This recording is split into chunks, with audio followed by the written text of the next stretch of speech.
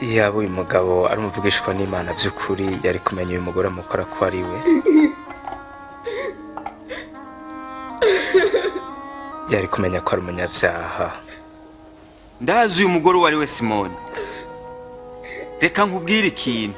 Abantu babiri bari bafitiye umwenda wabaguranye. Umwe yaramufitiye $500 undi 50.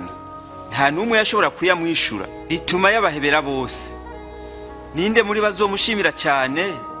Niyumvira ko ari uwo yahebewe menshi. Uvuze ukuri. Urabona uyu mugore?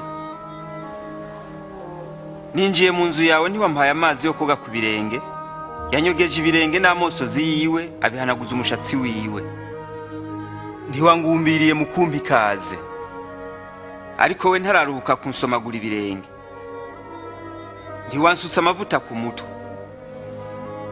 Ariko we yansize amavuta atamirana ku birenge. Ndakubwira ukuri, urukundo rwinshi yerekanye ibyaha byiwe byinshi byahariwe. Erega uhariwe bike yerekana urukundo ruke.